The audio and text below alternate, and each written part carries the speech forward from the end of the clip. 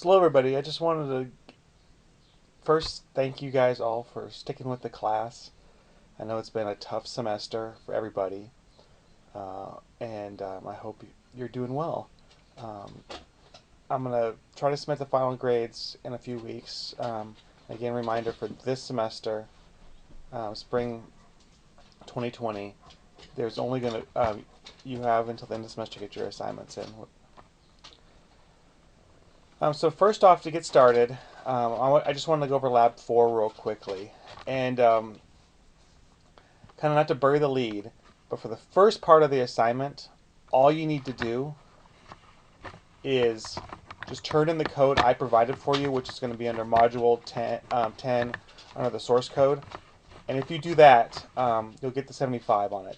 And the extra part will get you, basically because you guys have worked so hard all semester, I want to make this last assignment fairly easy. And so basically, to get you started on this assignment, so what we're going to be doing for Lab 4 is essentially you can put ASM into C++. And that's what I'm going to be demonstrating today. So what I recommend for you to start off with this is I already downloaded the two pieces of code, so it's going to be prime.cpp and procedure.asm. So what I suggest you do is just open up your ASM project, which I already have done, right-click on main.asm, and click remove. This will not delete the file, and then don't delete the file, just remove it from the project. And this will allow you to do is basically, what this will allow you to do is basically you can drag in these two files, drag them into the ASM project. They should appear. Now these are part of the project, now they'll build. So I'm going to open up both files, so we can take a look at them. So the first file is prime.c++. I know not everyone in this class knows C++ yet, but I'll kind of give you a quick overview. If you're familiar with Java, Java syntax is based on C++ syntax, so they're very similar. The same thing with C#. So there's not a whole lot you need to know about this part, but you have include.iostream. This basically brings in the libraries. And then extern.c, so extern means you can see this procedure across all the files in the project. So it stands for short for external. This basically will allow you to have a C project. So I'm going to call my project procedure 1 in the procedure. And then our main file, we have basically you have enter two values and it'll print out one. So basically it's asking you to enter a number and then it'll have you test if it's prime or not. And so instead of, this code's not great. I have the number 7 already in here. So if you want to play around with the assignment, you can put prime numbers, just type prime numbers or not prime numbers in here. And then in the procedure portion of it, I have an array in the data portion of prime numbers between 3 and 47. And this is for part 1. And basically you enter the number and it'll tell you if it's a prime number if it's less than 47. So I'm going to build this real quick.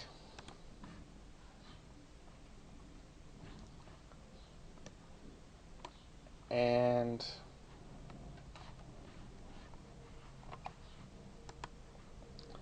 I'll put a breakpoint here. And so you can put a breakpoint in C++ like you can with ASM. And I'm just going to step through this. And so the first line where it actually does something is going to be test.1. And so I'll step in here. And notice how now it jumps from the C++ portion to this. And so what this number is going to do is it makes an array. It has the array.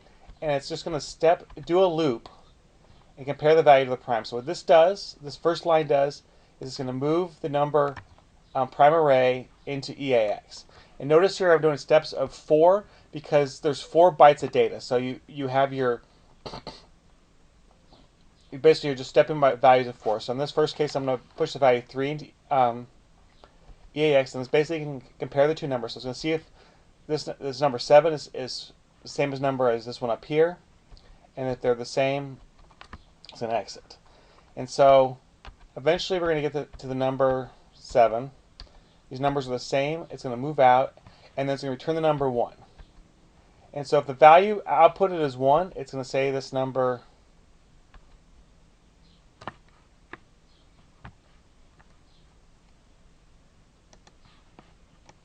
I should have said this number was prime. You say this number is prime in here. I'll show that again.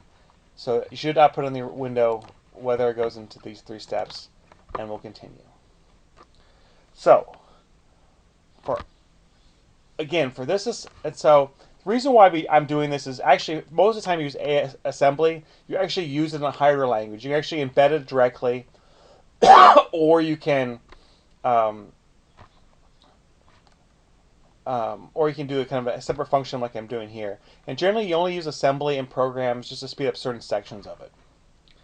And so I'm going to run this one more time and debug it. And then also what I wanted to show you is if you click on debug while it's in debug mode and go down to, where is it? Windows and disassembly, you can actually see the assembly for the C program in here. So we have the C code here, and then also these kind of grayish indented lines will show you what the assembly is for the above function. So what this is doing here, you notice here we're doing a comparison for this line here. It compares EAX to 1, so the 1 is going to be the value that comes out from procedure 4, and then it's going to compare the different values.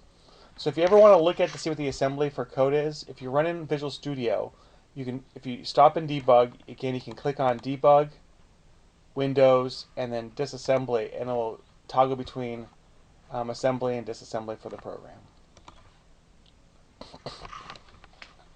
So again, the main purpose of this assignment is to kind of just have you play around with assembly.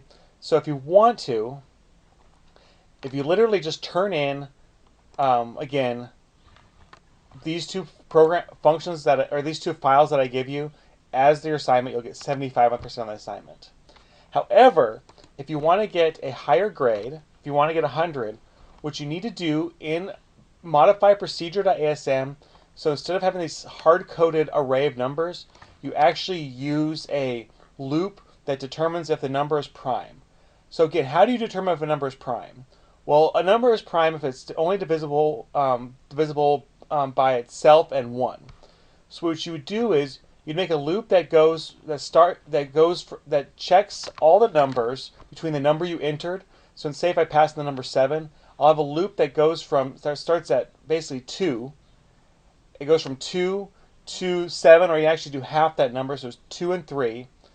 Or if you do 1,001, you go from 2 all the way to half the number, so 501. And basically what you do is you make a loop and you divide by, you divide the number in the loop. So you start with 2, you divide 2 divided by the number that you enter, and if there's no remainder, you divide the two numbers. If there's no remainder between them, it means that those two numbers aren't divisible. And then you iterate through the numbers, gradually increasing the number that you iterate from. So you start doing 2, 3, 4, 5, so on and so forth.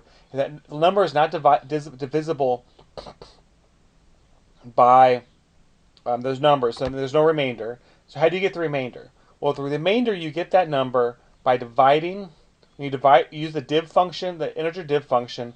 If you look in the D register, if the value in the D register is 0, it means the number is divisible. If it's not 0, the number is divisible. So basically, you'll put a conditional statement that when you actually divide the two numbers, you're going to check if the D register is 0.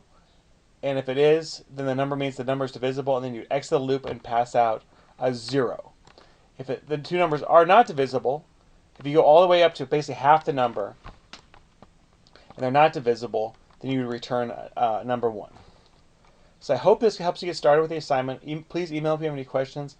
And again, I gotta say I'm really proud of you guys for sticking through it through the semester. This was an incredibly complicated time.